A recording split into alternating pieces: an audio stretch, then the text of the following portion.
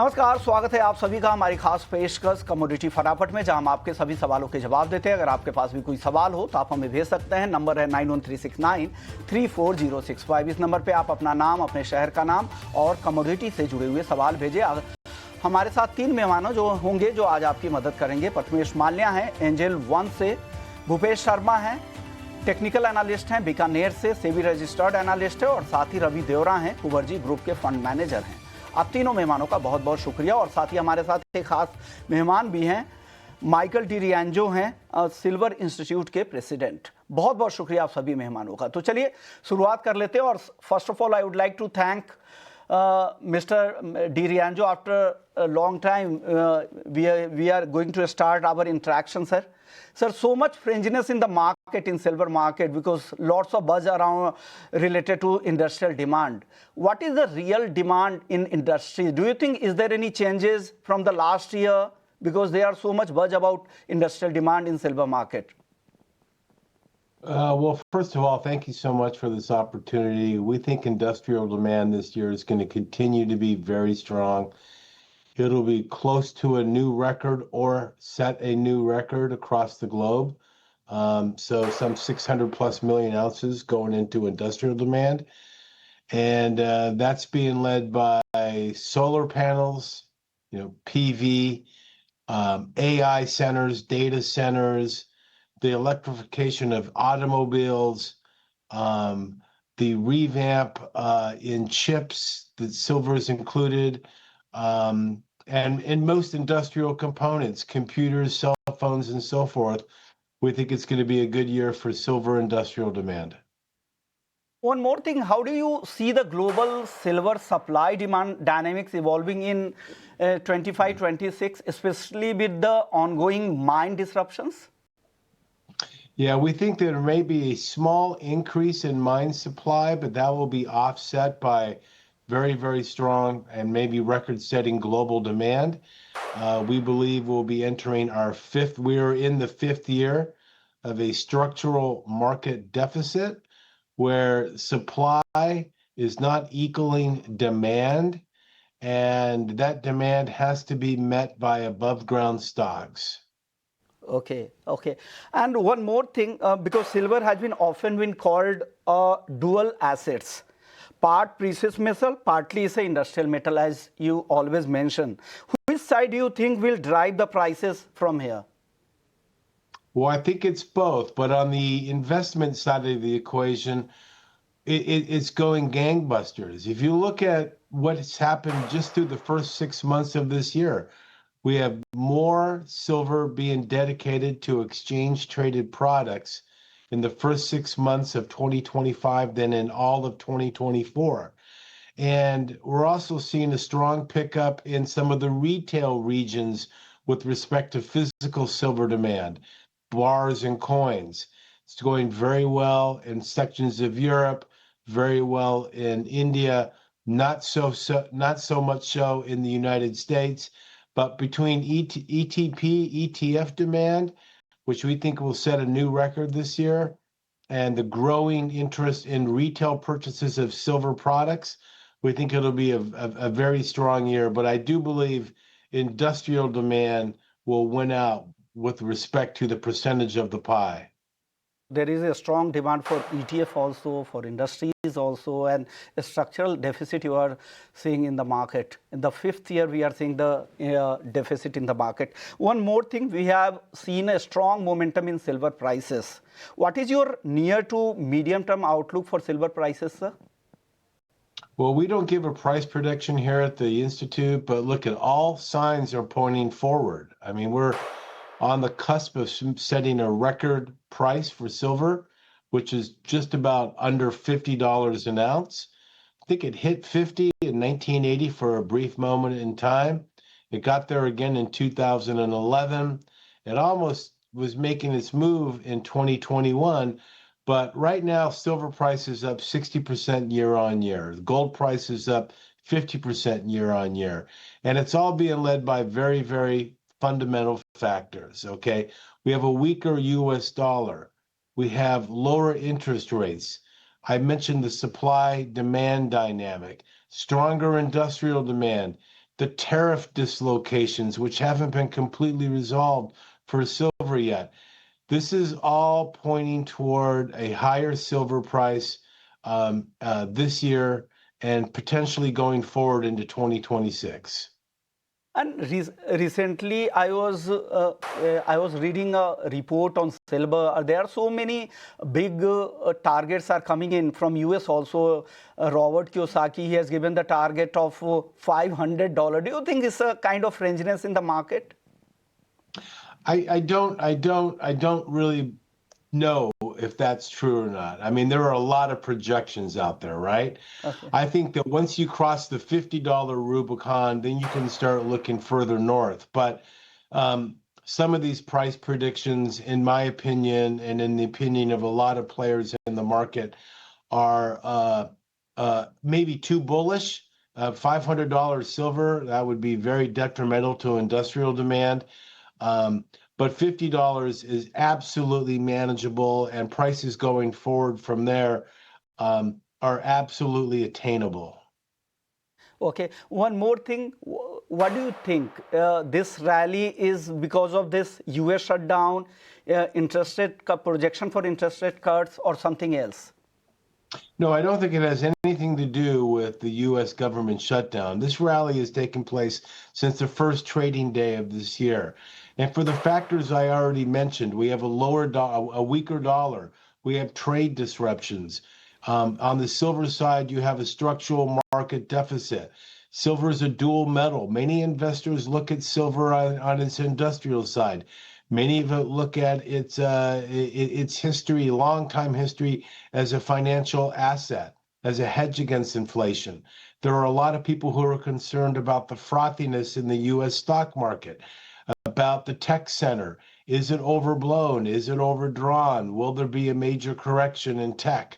So a lot of people are going back to real money, solid money, sound money, and they're investing in silver and gold. And these are the reasons why we're seeing these strong prices and such bullish expectations from market participants, including leading banks, going forward for silver. Okay, last question, sir. So if you have to add in your personal portfolio gold or silver, which one you would prefer, sir? Well, I'm obviously going to say silver. Silver is more affordable and so forth. It has more flexibility with respect to getting in and out of a position. It's also more volatile. So it goes up fast and it can come down fast too. So you have to be very smart about a silver play. But there's nothing wrong with having 8 to 10% of your portfolio in a precious metal, which would, of course, include silver. Thank you so much, sir. Thank you so much for sharing those valuable insights, sir. Thank you. You're very welcome. Thank you. Okay, sir. तो ये थे silver institute के president Michael D रियांजो, जो कह रहे थे कि ये स्ट्रॉन्ग डिमांड है, स्ट्रक्चरल डेफिसिट में है मार्केट, और लगातार 5वां साल है 2025 में जहां पर सप्लाई यहां पर कम है और डिमांड काफ़ी मजबूत है। इनको लग रहा है कि ये स्पेकुलेटिव बाइंग नहीं है, स्ट्रॉन्ग फंडामेंटली ये ड्रिवन ये बाइंग है, और ये जो मोमेंटम है आगे भी जारी रख सकता है। हालांकि इंस्टीट्यूट की तरफ से कोई प्राइस फोरकास्ट नहीं दिया जाता है, ये डेटा सिर्फ प्रोवाइड करते हैं, और वो डेटा काफ़ी सजेस्ट कर रही है कि फंडामेंटली काफ़ी मजबूत है चांदी का मार्केट, और काफ़ी लंबे समय तक वो रैली ड्यू थी, वो तेज़ी दिख रही है। हमारे साथ तीनों मेहमान बने हुए हैं, भूपेश शर्मा भी हैं, रवि देवरा भी हैं और प्रथमेश माल्या भी है। रवि जी, आप बताइए चांदी में आपको यहाँ से कितनी तेज़ी लग रही है, और क्योंकि ऑलरेडी हम इतनी बड़ी तेज़ी देख चुके हैं, 63-64% की तेज़ी MCX पर अगर आप देखें तो आ चुकी है, क्या उसके बाद भी अभी भी स्टीम बची है और भी बड़ी रैली बची है चांदी में सर?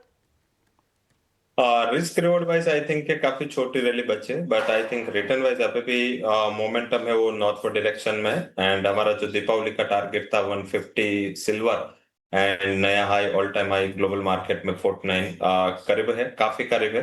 एंड मुझे लग रहा है कि अभी एक बार नया हाई होगा, उसके बाद एक और मोमेंटम होगा, and that would be a last. I think बाद में थोड़ा कंसोलिडेशन स्टार्ट हो सकता है, बट मुझे लग रहा है कि एक बार अभी भी मींस के जो आज 40 सेंट से हाई बाकी रहा, वो हाई को क्रॉस करना बाकी है। सेकंड कि ये रैली क्यों इतनी स्टिप नहीं होगी, इसका रीजन है कि आज पहली बार ऐसा हुआ है कि जो ग्लोबल स्पॉट प्राइसेस है, मींस के आप यूएस के स्पॉट प्राइसेस है, उसे फ्यूचर बैकवर्डेशन में गया है, पहली बार हुआ है।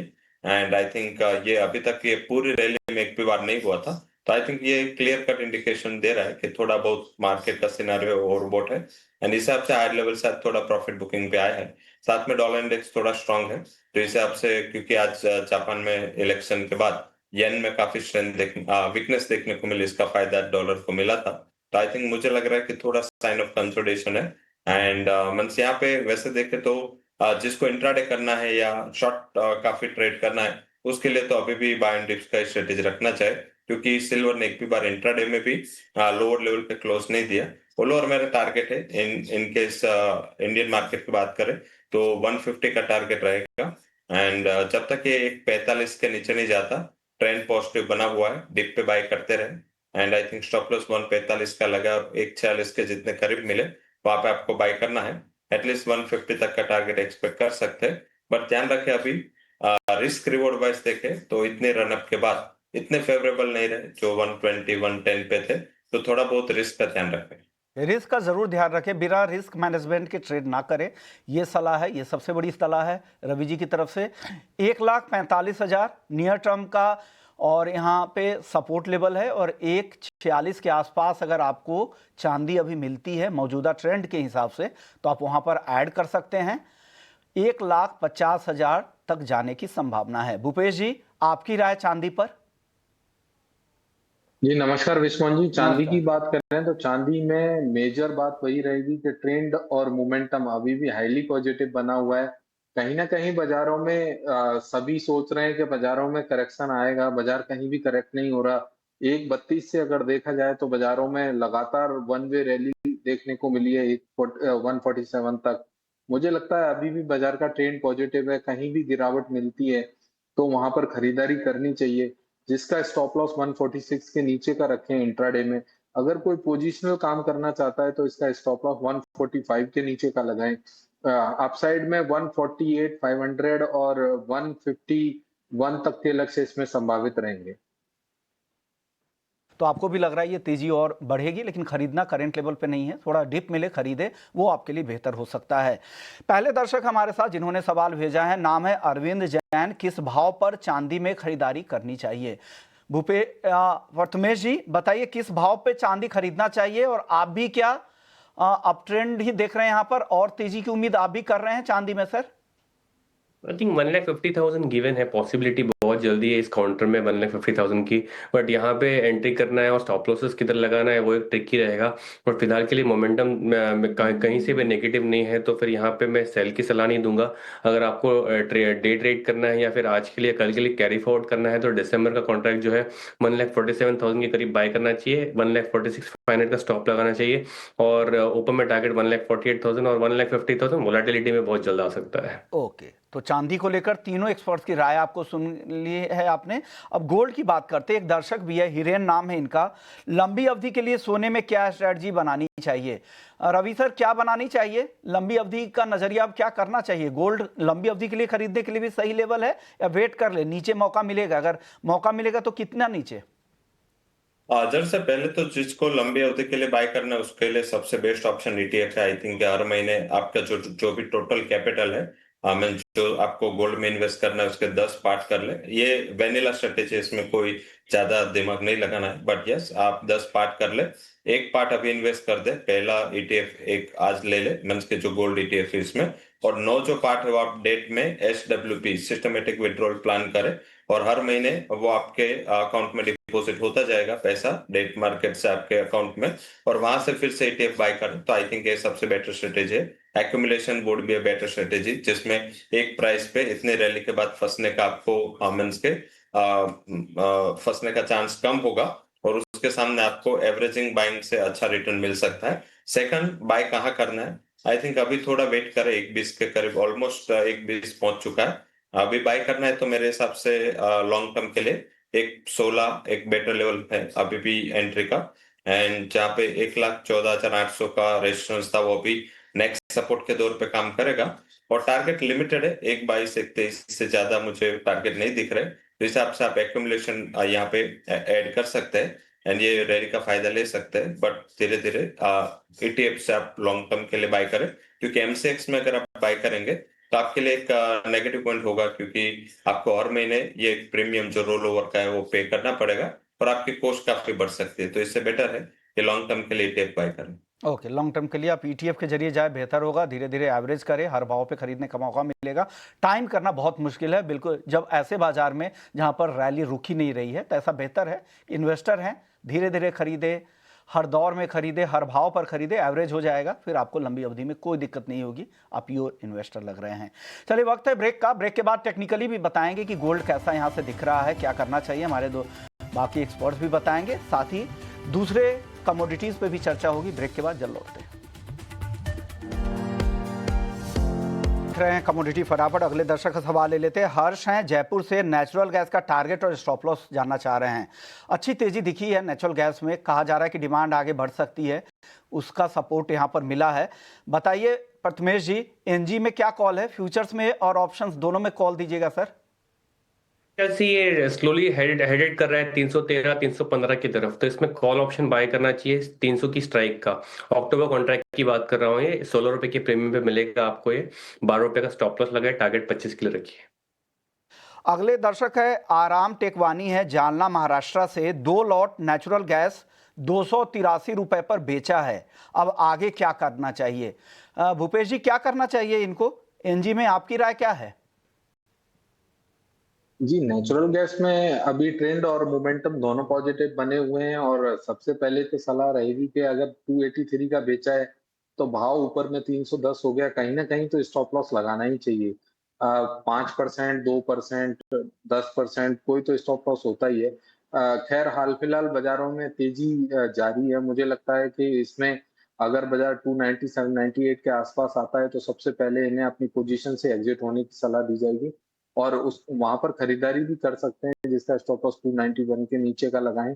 अपसाइड में 310, 321 तक के लक्ष्य इसमें संभावित हो सकते हैं। अगले दर्शक हमारे साथ कृष्ण हैं दिल्ली से। कॉपर में क्या करें? रवि जी, कॉपर में भी जबरदस्त तेजी दिख रही है, हालांकि आज ऊपरी स्तरों से दबाव जरूर बना है, मुनाफा वसूली जरूर देखी है, लेकिन एमसीएक्स पर नए हाई पर है, सप्लाई की दिक्कतें हैं। क्या करना चाहिए कॉपर में आगे? क्या ये तेजी बनी रह सकती है क्या? जब से क्योंकि मंथ के लास्ट वीक्स के एंड से थोड़ा कंसोलिडेशन देखने को मिला है। बेसिक रीजन क्या है, क्योंकि चाइना के मार्केट बंद है आज, एडिशनली ताइवान कोरिया भी बंद थे, कल हांगकांग बंद है, तो बेसिक एशियन मार्केट क्लोज के हिसाब से फॉलो बाइंग नहीं मिल रहा है, एंड यहाँ पे हायर लेवल पे थोड़ा प्राइस कंसोलिडेट हो रहा है। क्योंकि मंथ के जब ऑल टाइम हाई पे प्राइस होते हैं तो रिकॉर्ड वॉल्यूम चाहिए नया हाई बनाने के लिए, वो अभी थोड़ा लैक रहेगा। 1 से 2 दिन मुझे लग रहा है कि यहाँ पे कंसोलिडेशन होगा।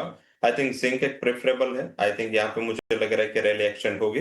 कॉपर पे बाइंग साइड है, 980 982 का अहम सपोर्ट है, एंड अभी ये सपोर्ट को ध्यान रखते हुए बाय एंड डिप्स का स्ट्रेटेजी लगाए। 985 के जितने करीब मिले बाय करें। स्टॉप लॉस लगा है 978 एंड टारगेट है 1010 तक मिल सकता है। आज 4 डिजिट में गया था, बट बाद में थोड़ा प्रॉफिट बुकिंग आया है, बट ओवरऑल ट्रेंड मुझे पॉजिटिव दिख रहा है। एंड जब तक इंडोनेशिया वाला न्यूज है वो रिवर्स नहीं होता, जब तक कि यहाँ पे ऑपरेशन फुल्ली रिस्टोर नहीं होते, तब तक मुझे लग रहा है कि एक सेंटिमेंट अपसाइड है, प्राइसेस में बनी रह सकती है। सेंटिमेंट अपसाइड यहाँ पे जिंक 298.80 का टारगेट आप दे रहे हैं। कॉपर का आपका टारगेट क्या था सर, रवि जी? हाँ, कॉपर का 1010। अगले दर्शक हमारे साथ हैं, परवीन हैं पुणे से। हल्दी में क्या स्ट्रेटजी बनानी चाहिए? भूपेश जी, क्या कॉल है हल्दी में? हल्दी तो काफी टूट रही है, जबकि कहा जा रहा था कि महाराष्ट्र में फसल काफी डैमेज हुई है, उसके बाद भी गिर रहा है। आपको लग रहा है कि फंडामेंटल्स के हिसाब से चल रहा है वायदा में भी भाव? जी, अगर हल्दी की बात करी जाए तो हल्दी फंडामेंटल्स के हिसाब से अभी ट्रेड नहीं कर रहा, परंतु वो जो डीमेट में माल लगा हुआ है पुअर क्वालिटी का, उसके वजह से लोगों में एक नेगेटिव सेंटीमेंट अभी तक जारी है। मुझे लगता है कि बाजारों में जो यील्ड का असर देखने को मिलना चाहिए था, उसकी तेजी अभी तक देखने को नहीं मिली। कहीं ना कहीं हल्दी के भाव अभी मुझे नहीं लगता कि उसके कोरिलेशन में ट्रेड कर रहे हैं, टेंडम नहीं है। और ओवरऑल मैं कहूंगा कि 12,100 की जो हल्दी दिसंबर वायदा अगर कहीं मिलती है तो इसमें खरीदारी करके व्यापार करना चाहिए, 11,900 के नीचे का स्टॉप लॉस लगाकर। और इसके लक्ष्य अपसाइड में मुझे उम्मीद है कि 12,900, 13,500 तक संभावित हो सकते हैं। दिनेश है महाराष्ट्र से। कपास खली दिसंबर वायदा 3 लॉट 2,946 के भाव पर बिकवाली की है। क्या करना चाहिए रवि जी यहाँ पर? जड़ से मेरे हिसाब से यहाँ पे रुकना चाहिए। एंड पर्टिकुलर हमने हल्दी में मैंने लास्ट वीक में सेल की रिकमेंडेशन दी थी जब ये न्यूज आए थे। ये फंडामेंटल के हिसाब से चल रहा है। हमें इसके प्राइसेस में डिमांड कमजोर है, सप्लाई डेफिनेटली हट हो सकते हैं, और इस हिसाब से जो 10,500 की बात चल रही थी वो मुझे लग रहा है कि अब थोड़ा पॉसिबल नहीं होगा। बट एटलीस्ट हायर लेवल पे थोड़ी सेलिंग प्रेशर रहेगा। फंडामेंटल्स थोड़े डिमांड साइड के कमजोर है। खाली की बात करें तो यहाँ पे मुझे लग रहा है कि जिस हिसाब से मींस के सीसीआई के पास स्टॉक है, अभी भी वो मार्केट में आना बाकी है। एंड पर्टिकुलर हायर लेवल पे थोड़ी सेलिंग है वो बनी रहेगी। और इंटरनेशनली कॉटन कॉम्प्लेक्स से थोड़ा प्रेशर में आज कॉटन का वायदा भी ओपन हुआ है एमसीएक्स पे नए मींस के नॉर्म्स के साथ। तो मुझे लग रहा है कि यहाँ पे थोड़ा वीकनेस है जारी रह सकता है। आप क्या करें, आपकी पोजीशन को कैरी करें, स्टॉप लॉस लगाए 2,970 का, एंड डाउन साइड 2,900 तक के लेवल आए, वहां पे एक बार मुनाफा वसूल कर लें। प्रथमेश जी, गोल्ड पर अब जाते जाते आप बता दीजिए आपकी राय क्या बने? टेक्निकली गोल्ड अब कैसा दिख रहा है आपको 1,20,000 तक पहुंचने के बाद? आई थिंक यहाँ पे फिलहाल काउंटर में अवॉइड करो, ज्यादा बेटर है। अपसाइड के लिए फिलहाल के लिए मेरे ख्याल से रिस्क रिवॉर्ड फेवरेबल नहीं है, तो आज के लिए काउंटर अवॉइड करे और थोड़ा सा सस्टेनेबिलिटी आए तो फिर यहाँ पे गोल्ड में वापस फिलहाल सोचे। महावीर है बेंगलुरु से। कॉमेक्स पर सोने का भाव क्या $3,730 तक आएगा? भूपेश जी, लग रहा है इतनी गिरावट? आपकी राय गोल्ड पर? हाल फिलहाल तो संभावित नहीं लगती, परंतु कहीं ना कहीं बाजार काफी ओवरबॉट कंडीशन में है। तो हो सकता है कि बाजार जब करेक्ट होना शुरू होंगे तो भाव यहाँ तक संभावित रहेंगे आने वाले, पर उसके लिए समय लग सकता है, तकरीबन 90 से 120 दिन। आखिरी सवाल जीरा और धनिया पे, रवि जी आपकी राय क्या है? जब से धनिया में व्यू पॉजिटिव बना हुआ है, यहाँ पे बाइंग की ही हमने स्ट्रेटेजी 8500 के टारगेट के दी थी। आज थोड़ा टारगेट अचीव हुआ है। मुझे लग रहा है अभी भी बाइंग के ही मौके ढूंढे, 8,470 के करीब बाय करें, स्टॉप लॉस लगा सकते हैं 8,400 का टारगेट है मेरे हिसाब से 8,600 तक के आ सकते हैं। जीरा थोड़ा साइडवेज पैटर्न में यहाँ पे ट्रेड कर रहा है, मेरे हिसाब से यहाँ पे ट्रेड अवॉइड करें, बट आई थिंक बेटर है कि आप धनिया में बाय करें। यहाँ पे मुझे लग रहा है कि और अपसाइड की पॉसिबिलिटीज है। उसका रीजन ये है कि डंपिंग का प्रेशर कम होगा, जिस हिसाब से रुपये में वीकनेस है, इतना इंटरनेशनल मार्केट मींस के डिस्काउंट पे नहीं रहा, तो हिसाब से इस टाइम मुझे लग रहा है रशिया यूक्रेन का जो डंपिंग है उसकी प्रोबेबिलिटी काफी कम है। ओके, तो ये राय है धनिया और जीरे को लेकर। शुक्रिया आप तीनों मेहमानों का, आप लोगों ने वक्त निकाला, हमारे दर्शकों को गाइड किया और तमाम सवालों के जवाब भी दिए। कमोडिटी फटाफट में फिलहाल इतना ही। बाकी खबरों के लिए आप बने रहिए हमारे साथ।